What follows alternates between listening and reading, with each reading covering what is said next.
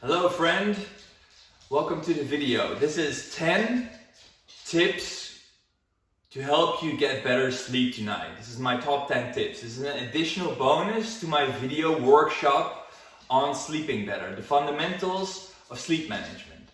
So 10 things, top things you can do tonight to sleep better. First of all is get outside and get morning sunlight. I've talked about this extensively. Morning sunlight, a special spectrum of light of blues and yellows in the early, low solar angle when the sun is at a low angle in the sky.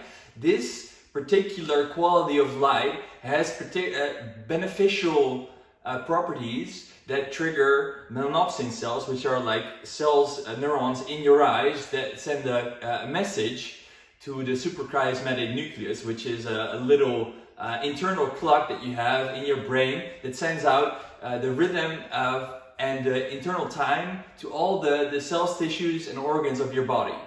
So getting morning sunlight sets your internal clock, and about 12 to 14 hours after this clock has been set, you will start to naturally produce melatonin, which will help you sleep well. Melatonin is the quality sleep and getting ready to sleep and relaxation hormone. So it's important to get this sunlight in the first hour, as close to waking up as possible. Just going outside for 2 to 10 minutes for a walk or for a run is ideal for setting this clock. You need this light exposure to set your internal clock, which sends the message to regulate all the organs in your body to help your biology function properly. If you're having sleep problems and if you do this for 3 to 4 days, your your internal clock will start to phase shift forward. It means that you will naturally start to wake up earlier and naturally get sleepy and sleep better and have much higher sleep quality at night. So get sunlight in the morning, preferably in the first hour of sunrise, but even up to the first 3 hours of sunlight. So in the summer that looks like maybe 5 to 8, 9 a.m. And in the winter, when it only gets light around maybe 8 or 9, wherever you're based at, it's still the first hour that's the best to get it. So for this, I realize that it's not always practical to go outside, but you can even just open your door and your front door of your house and just stand in the door opening and get that light, because the place where these cells are located in your eyes are at the bottom of your eyes. For the optics of lenses, they pick up light from the upper angle, which is where the sun is supposed to be. So this is good for setting your clock right to get your system healthy, and also in the day, in the morning, what wakes you up is a little spike of cortisol. There's a balance of cortisol and melatonin. In the morning, cortisol goes up, and at night it comes down, and at night it's this is melatonin, and melatonin goes up at night, and in the daytime it's down. There's a balance between serotonin and melatonin. Melatonin is actually, if you chop off a few methyl groups of serotonin, you get melatonin. So serotonin is the daytime hormone and molecule, and it helps with feeling well, feeling good, and wakefulness. And then there's a balance that goes with the cycle of the sun. And we're supposed to be creatures, we're a species, we're a diurnal species, as I said in the workshop. We are supposed to live during the daylight.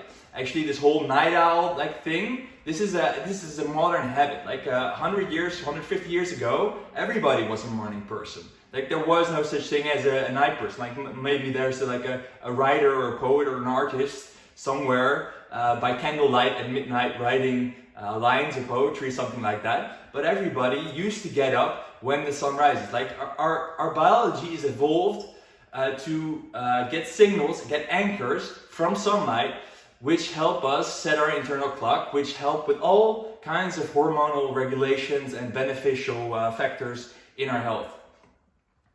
If we're inside though, behind glasses, behind windows in cars with sunglasses, we get 50 to 100 times less light energy, less light photons from outside sunlight than we would get if we were outside. So if you measure this with like a little light measuring app, you can download it. It's called Light Meter, and you can see how much lux, L-U-X, that's light photon measurement.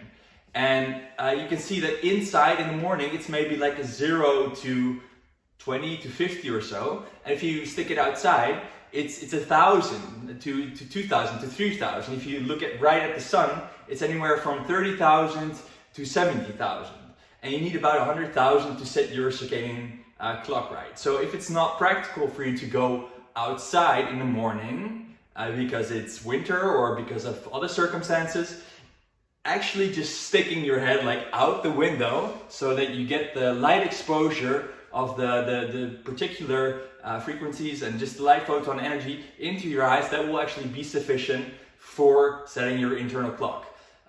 For example, last night I didn't sleep too well. I woke up naturally at 7 o'clock though, even though I had might be only three ultradian cycles, so 4.5 hours of sleep. I stuck my head out the window and got the sunlight in my eyes, and it was particularly beautiful this morning, and just 10 minutes of that was completely enough to just help me feel like positive and awake, and like all these impulses that come from this suprachiasmatic nucleus, it just sends the wakefulness. It's better than any cup of coffee you ever have, and I'll talk about coffee and caffeine in a little bit. So get sunlight early in the day. At night, stay away from bright lights because they also activate this wake up signal, and you don't want to have that after sunset when you're trying to go to bed. You don't want to have this cortisol spike that makes you awake.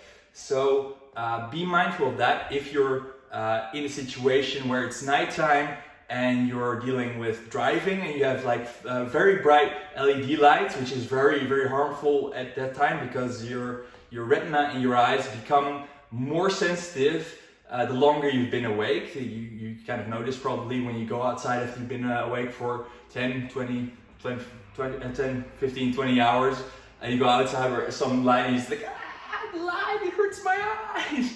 You know, like you cringe like a vampire or something. That's kind of your photo sensitivity that goes up because you've been awake for a long time.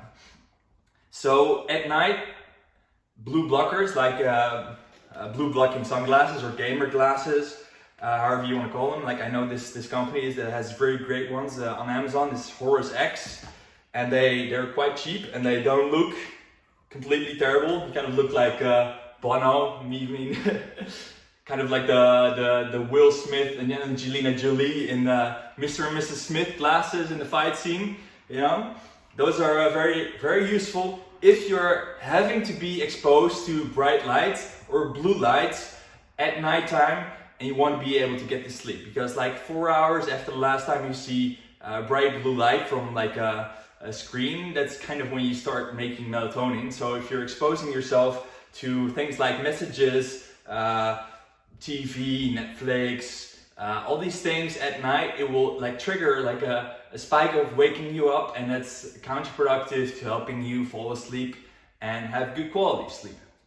So number 2 is temperature regulation. So during the day we have a natural cycle of our body temperature rising and our body temperature falling. So there's no such thing as like it's always 36 or 37, 38 degrees Celsius. I think that's 78 Fahrenheit. Correct me on that if I'm wrong. So it shifts. So there's no one baseline temperature. That's an average. There's actually a point in the night that's called your temperature average minimum, which is about 2 hours before your average wake up time. So if your wake up time on average is 7 o'clock, your temperature minimum, your average temperature minimum would be around 5 a.m. So this is useful because the 4 hours after your temperature minimum are useful for shifting your clock, phase shifting it forward. So making your circadian rhythm so that you wake up earlier, more energetic, and go to bed earlier. And if you view bright light that activates like the suprachiasmatic nucleus, your wake up things, in the 4 hours before your temperature minimum, your average temperature minimum, this actually phase delays it. So you naturally will want to wake up later and go to bed later. So this is when you're like checking your phone or waking up and watching TV, things like that. That will actually be counterproductive to your ability to wake up earlier, get good quality sleep, and stay asleep. So, but you can work with this. So knowing that if you want to phase shift it forward and phase shift it backward, viewing light at night or before this temperature minimum will delay it, and after in the 4 hours it will phase shift it forward. So that's helpful to wake up earlier. And you can do this by as much as like 3 hours at a time. So for example, if you would be waking up at, let's say 9 a.m. and you get sunlight in the morning of sunrise directly in your eyes, you would be able to get up the next day like 3 hours earlier, so like at 5 with much more ease. And it's good to take this slowly and not really rip the band-aid up too fast, but you can do this, and this is kind of a mechanism how that works, phase shifting and phase delaying. Now temperature increases from your temperature minimum during the day. So when you're waking up, there's this thing what happens is just thermoregulation. Your body starts to generate heat to be active and just to move about, do things in your day. And at night you will start to also cool down. And this is for like your body to start slowing down, relaxing, and getting to sleep. This is also why it's really good to have like a cold or cool bedroom at night. So like 19 degrees or 68 that's Celsius, or 68 Fahrenheit would be a good kind of average for that to help promote your sleep. And with temperature, cold exposure, like everybody's heard about like cold showers and cold baths, which are very positive and beneficial for very many health reasons. The main one is that the cold exposure creates thermogenesis. So because of the cold, your internal mechanisms of your body start to generate heat. So you will become more hot after the cold shower. This also creates like a cortisol spikes, which wakes you up, increase your temperature. So this helps with waking up. The same with hot showers. Warm and hot showers, actually exposing yourself to a hot temperature, like a sauna or a hot bath or jacuzzi or something like that, is actually working in the opposite. So afterward, it's let's say you have a temperature here, you get in a hot bath, you get hot, and like 2 hours after that, like your temperature will be lower on average than it was before that. And this is very useful because it decreases your temperature. So taking a hot shower, for example, decreases your temperature, which helps you get sleep. So this is a good thing to do before bed. And parents know this, is that if you have a child, you know, you put them in a hot bath if you want to have them have a good night's sleep. And this is like common knowledge with parents. But we don't use it for ourselves, which is more important because we want to get good sleep. So we can use cold in the morning to wake us up, which will be beneficial, hot at night to calm us down and relax us. So hot is good for parasympathetic nervous stimulation, rest, relaxation, etc. And cold is like sympathetic, it's like fight or flight. You get in a cold shower, it's like, you know, like that. It's like you're awake like right now if you're in a cold shower. So that's a good thing as a way of waking up. So for example, getting that sunlight sticking right out the window, getting the light exposure to activate your internal wake-up clock, getting in a cold shower, very great together. Like together they stack up and create like internal signals of like health and well-being, and setting your clock up for greater wellness and better sleep.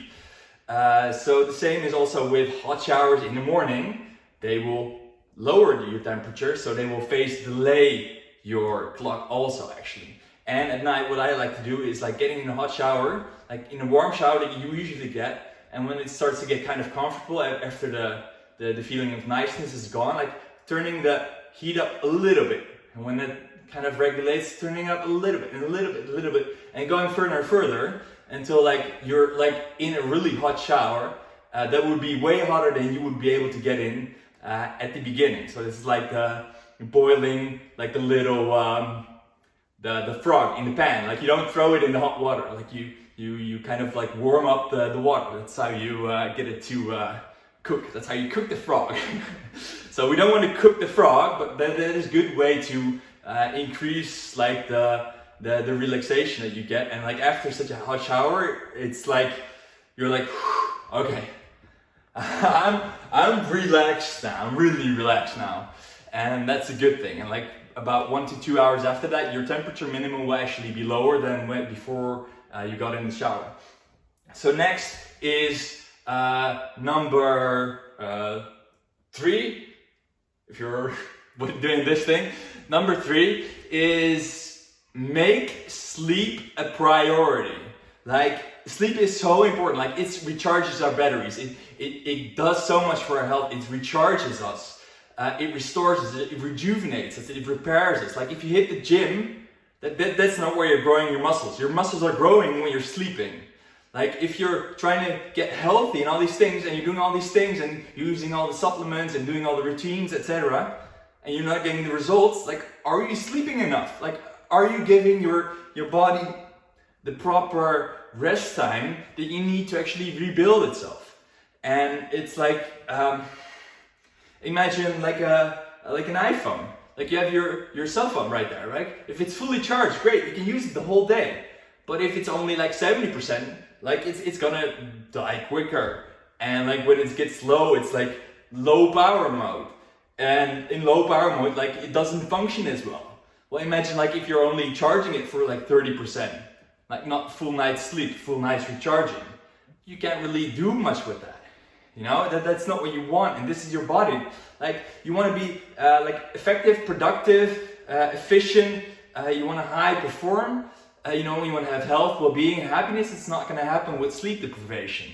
Like sleep deprivation is a major cause in many mental illness circumstances. It causes like depression, anxiety, all these things, and it's widespread. It's like 1 in 3 people have problems sleeping, and that's not really what you want. Like if you want to do well, like you're taking time to exercise, hopefully, you're eating right, hopefully, doing all these things for your health and well-being, but you're not sleeping enough.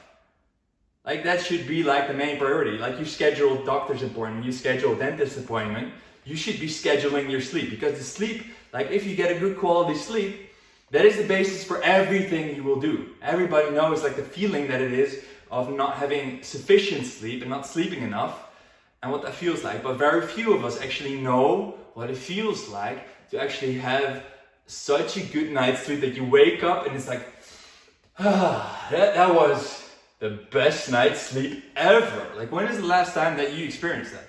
If you don't remember, you need to make sleep a priority and schedule it. So that means no distractions around sleep time and putting it in. And next with that, that's very important. Like protect the last hour before bed. Like switch off like all electronics, all devices, all notifications, email, WhatsApp, everything in like the hour before bed. Like you don't want to bring your work to bed. That's a big no-no. It's good to kind of set an alarm. Like I personally have an alarm at like 10 to 8 p.m. that says get ready for your last hour. Then at 8 p.m. I have an alarm that says protect your last hour, which means no more nothing, like no more devices, no more nothing. Because I want to get good sleep and I want to take care of my sleep. So I want to be winding down. And like every time that I feel like I'm still on email or working on something or trying to do something, then like the hours slip away and I miss out on the prime time of sleeping, which is 10 p.m. to 2 a.m., which is like the money time, as like Sean Stevenson calls it. It's when your prime like hormonal regenerative secretions and repair, like any time between like 2 and 10 p.m., like 10 p.m. and 2 a.m., that time it counts like double. So if you would only be sleeping for 4 hours, make those the 4 hours that you're sleeping, because it counts more. You ideally be sleeping better and more, but that's the quality hours of sleep. Like it matters when you're sleeping. It's like an investment. If it doesn't matter how much you invest in the stock market, for example, or Bitcoin or whatever, cryptocurrency, what matters is when you invest. You know, if you go to sleep at 1 a.m. and you sleep until 9, you may have gotten your 8 hours in, but it's not by far as restful as when you sleep between 8 and 6, for example, or 10 p.m. and 6 a.m. And when you miss out on this, it's like you wake up with brain fog, feeling groggy, unable to concentrate, not having motivation or concentration abilities. And this is why it's important to schedule your sleep and protect the last hour, whether that's 8 p.m., 9 p.m., or 10 p.m., or 11.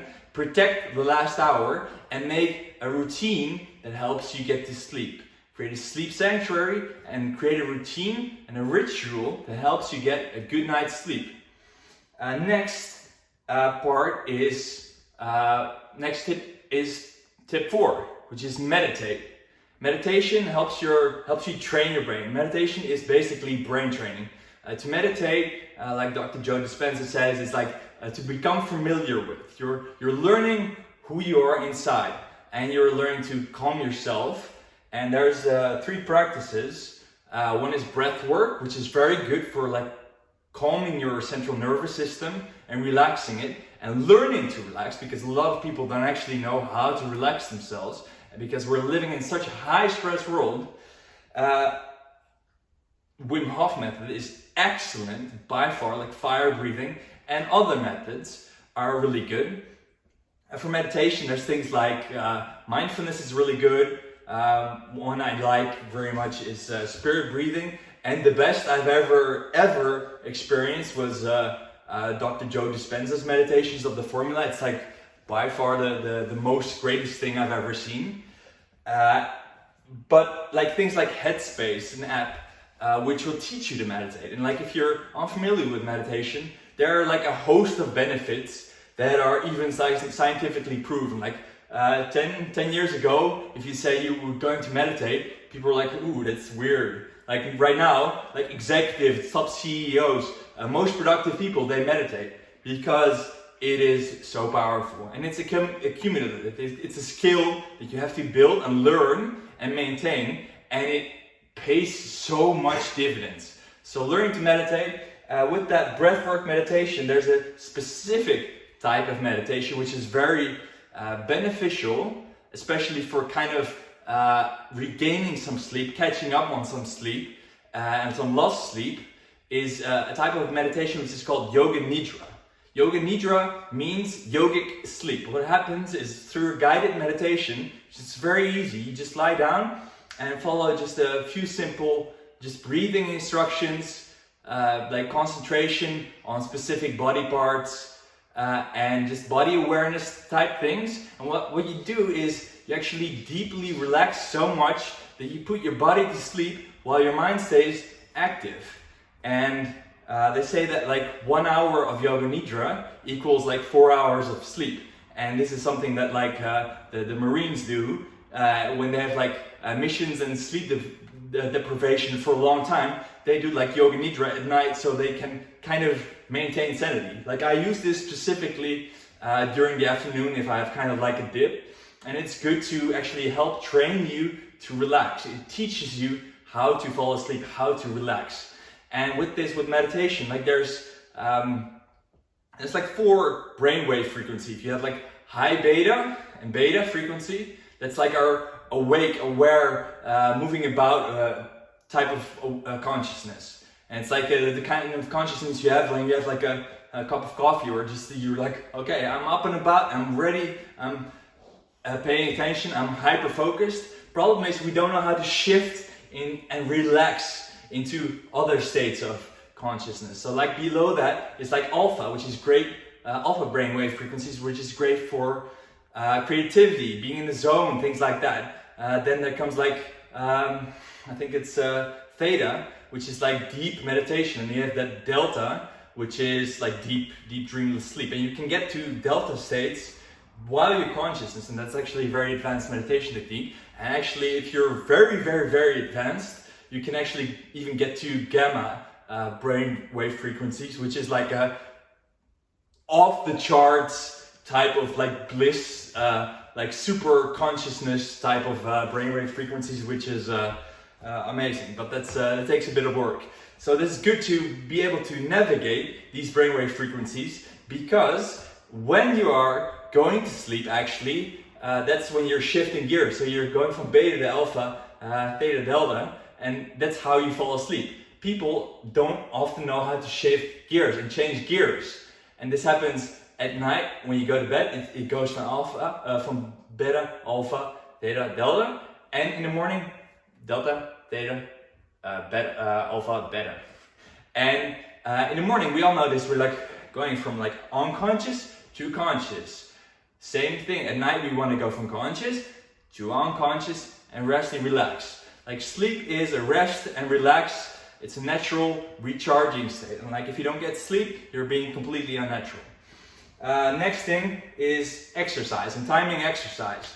You don't want to be exercising in 4 hours before sleep, because it will raise your temperature, give you a cortisol spike, and actually prevent you from getting good quality sleep and kind of relaxing and calming down, because it's stress generating, which is good stress, but not in the wrong time. Like they did a study for like people that exercise at 7 a.m., 11 a.m.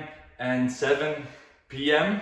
And they found that actually exercising at 7 a.m. had like massive beneficial impacts on their sleep quality. Another good time to exercise is actually between 4 and 5 p.m. So like 4:30 p.m., which is when you're kind of actually naturally strongest. So if you want to do timing, exercise early. It helps you get that cortisol and stress boost, helps you wake up, gives you like more energy over long periods of time.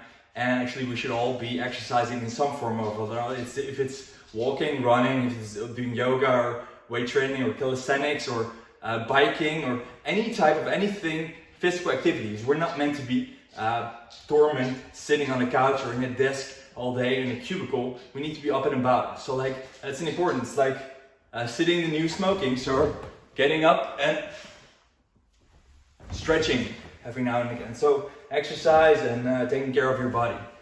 Next part, very important. Tip 6 for sleeping better is nutrition and gut health. If your gut is unhealthy, you're not going to sleep as well. So it's kind of that simple, because a lot of processes like serotonin and melatonin actually get created. There's like 300% or 300 times more serotonin and melatonin produced in the gut than in your brain, which is quite significant. And like it's actually called your second brain. Your gut is called your second brain, and there's like 100 million neurons, nerve cells there that are generating like all kinds of impulses and signals that give you energy. Like when food gets digested, it gets broken down, eaten up by all these things, and they give up like energy. So if you're producing the wrong energy, you're not getting the right energy. Let's say it like that. For example, like you're driving a Porsche, right, or Ferrari, like your sports car, and you're putting the gas in it for like a rundown like 1980 something Toyota, whatever. That doesn't even work anymore. Like you don't put that fuel in your sports car. If you want your sports car to work well, you got to feed it the right nutrients. So that's all I'll say about that. And like gut health, it's essential for many reasons. Nutrients, talking about that, is tip number 7, is supplements. A lot of people have very significant supplement deficiencies. Like vitamin C deficiency can cause things like waking up at night. Potassium deficiency. Like this was founded by a study done by the Public Library of Science. A study at Oxford found that like potassium deficiency causes like other problems with sleep. Together with like all these deficiencies, like vitamin D deficiency causes massive sleep problems. So like vitamin D deficiency is the cause for a lot of like daytime sleepiness, for example. So there's a host of detrimental effects, and like for example, magnesium, which is the most important for sleep and for a lot of other factors of health, which is needed for like it's your ability to regenerate cells, like 300 different processes, your ability to relax, self-repair, muscle tissue repair, all these things. And like I think like 95% of the American population is deficient in magnesium. So that these are what like deficiencies do. And there's like 10 vitamins and minerals which are essential for like optimal performance and health and well-being. And they are vitamin C, vitamin D3, vitamin A, vitamin B3 and B6, and folate. They are nascent iodine or iodine, but nascent iodine is like a very biologically available form. Potassium, what am I forgetting? Selenium, and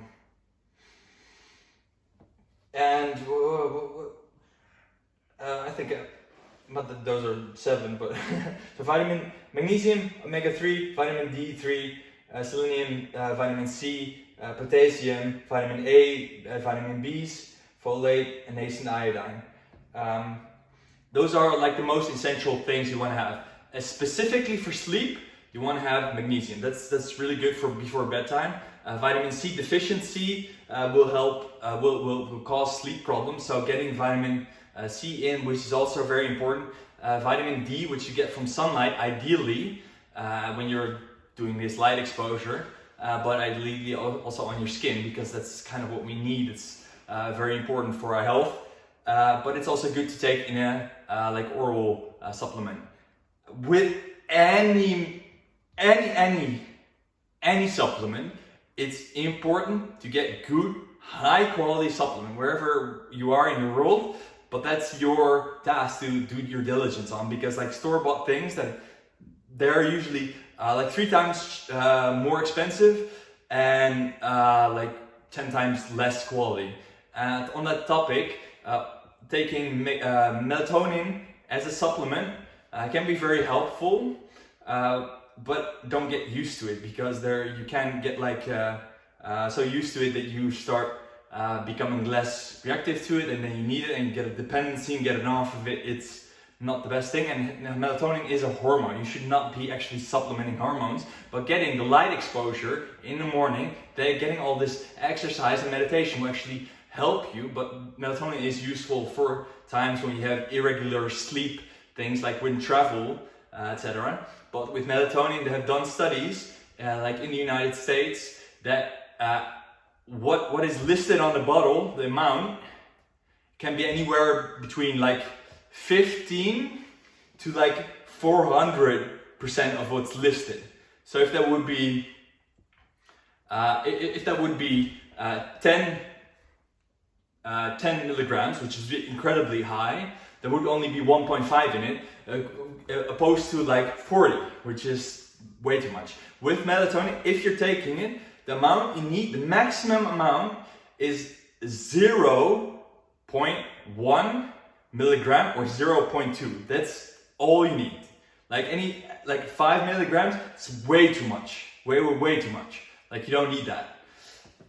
Next is, on that topic is like other things that help with calming down and getting good sleep is chamomile tea, which is really great. And there's like even an extract from chamomile, which is I think like epigenin, something like that, which also helps with sleep. But chamomile and other like herbs are far better for promoting sleep. So like getting a good cup of tea before you go to bed with some honey, which is really nice. Next is number 8, which is having a caffeine curfew. Caffeine is a powerful, very powerful stimulant. It's a very powerful nervous system stimulant.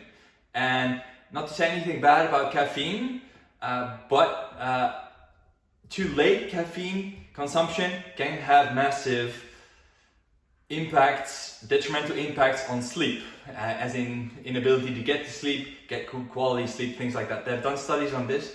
I won't go into this, but there are also massive potential benefits from caffeine. Like there are so many good factors, but the quality of caffeine you're getting is very important. From like if it's a cup of coffee, what kind of coffee it is. So if you're having like mate or like green tea, which is like way higher quality caffeine, or like a pre-workout shake, like having like a Red Bull type of energy drink, it's the worst kind of thing because of like the sugar. But caffeine, what you must know about caffeine is caffeine has a half-life, like a half-life of 5 to 8 hours, depending on your biology. So some people are very sensitive. Like most people are more sensitive to caffeine than you think, but actually caffeine consumption gives us like a tolerance, and people that use caffeine so much, they actually feel horrible when they don't have their caffeine. It's like, don't talk to me until I have my caffeine, okay? And then they have a cup of coffee and it's like, all right, you may speak. Like that. You know, this is actually sleep-deprived behavior, and the caffeine is giving them a boost, but it stimulates the nervous system while the rest of the body is actually completely fatigued and drained. And this is not what you want to have for optimal performance. It's like having a crutch. Caffeine is good as a boost, rightly timed, but not as a crutch. All right, so caffeine with the half-life, what it means is, depending on your biology, it will take anywhere from 5 to 8 hours to break down caffeine in your body. So if you have, let's say, 200 milligrams of caffeine, which is the same as like 2 cups of coffee or like 1 pre-workout shake, 200 milligrams of caffeine will take, if it takes 5 hours for its half-life, that means that after 5 hours, there will not be 200 milligrams, but there will only be 100 milligrams in your blood. 5 hours later, 50. 5 hours later, 12 and a half, 25. 5 hours later, 12 and a half. It means that if you're drinking caffeine past, let's say 2 p.m., like when you're having your little dip in the afternoon, this is going to interfere with your ability to get to sleep and get good quality sleep, because caffeine is actually, it's very similar to adenosine. Adenosine is this molecule that is like this waste, this waste buildup, a molecule that gives you actually sleep drive, like sleep hunger. That's what makes you sleepy, is adenosine. So like the longer you've been awake, the longer adenosine is built up, and the more like hungry you will be for sleep. And it's like hunger is a good term to use for that, because if you haven't slept for 20 hours, it's like, oh, where's my pillow? I need to go lie down now, right now. And what happens is caffeine is molecularly very similar to adenosine. And what happens if you drink coffee or any caffeine containing substance is the caffeine sits inside of the adenosine receptors, meaning the adenosine can't sit there, and anything downstream from the receptors which would make you tired or other organic, like biology processes don't happen because the adenosine gets blocked. This is actually what causes you to be awake or waking up or feeling energetic from coffee. It's that it's blocking the sleepiness signal. So that's how caffeine works. Like it has also like positive benefits on like things like dopamine production, which is the feel-good chemical or neurotransmitter. So being mindful with your caffeine. So you have to have a caffeine curfew, like not drinking caffeine later than like 2 p.m. That's like a hard cutout, because let's say you have like 2 cups of coffee, which is like 200 milligrams of caffeine. The last one before 2 p.m. It would be like 5 hours after that is 7 p.m. when it's like 100 milligrams in your blood left. 5 hours after that, it would be 11? What am I? Yeah, something like that. 11 p.m. and then there's only 50 milligrams left, which is still a lot. That's like, it's gonna interfere with your ability to sleep, but you might be able to sleep, like depending on your caffeine sensitivity. Like what would be good is like caffeine takes about 3 days to clear out of your system completely. And when you do this, like when you go on like a caffeine cleanse, caffeine diet, you actually start to feel like, oh, so tired. And like people can actually get even like physically sick in the first week after going off of caffeine, because there is like a physical addiction to it. Like you're used to like these stimulations. So it's good to use this consciously. Use it as a boost, like occasionally, but not as something that you rely on. You need to rely on good sleep to give you energy, not getting bad sleep and then relying on coffee to boost you up, and then using more caffeine to boost you up when you get tired, and then not being able to sleep because you had so much caffeine, and then needing, like, it's a cycle. So caffeine curfew, that is very important. 9 is timing sleep and investing in your nighttime. So like, as I said before, it's like 10 p.m. to 2 a.m. That's like the money time. When you want to invest in your sleep, you get like so much benefits from it. So it's good to have like an alarm around 8 or 9 p.m. when you want to start winding down, and in that time start doing things for yourself, like taking care of you, self-care time with the spouse, time with the family, with the girlfriend, whatever it is, boyfriend. And 9, lastly, number 10, last but not least, is create a sleep ritual. And you know now why sleep is so important. Create a ritual for your sleep and make it sacred. Like, make your sleep sacred, please. For the love of God, do this for yourself. Like, for example, what would be good, like what I do for myself, my sleep routine is like take a hot shower. You can listen to some soft calming music, which is good to help bring down the nervous system to rest and relax. Doing some journaling, like writing about the day, which is good as a reflection. Doing something like a little light stretching, or even going for a walk out in nature around sunset, which is also another good anchor to anchor in the end of your day with the same mechanism. And actually, as a matter of fact, if you watch like sunlight at the last hour before sunset, that actually helps protect your eyes against the harmful effects of light after that. So that's a good thing to remember. That's 10. Having like a nice cup of chamomile tea, relaxing, meditating. And that's my 10 things you can do right now for better sleep tonight and tomorrow and the rest of your life. Because you will be sleeping, I said this before, you will be sleeping for 30% of the rest of your life. So might as well make this an investment in your health, well-being and happiness, and your productivity, efficiency and high performance. Because if you're not sleeping well, all those things suffer in one form or another. So it's really worth it to invest in yourself, your well-being and your sleep. So thank you for watching, and have a good night tonight.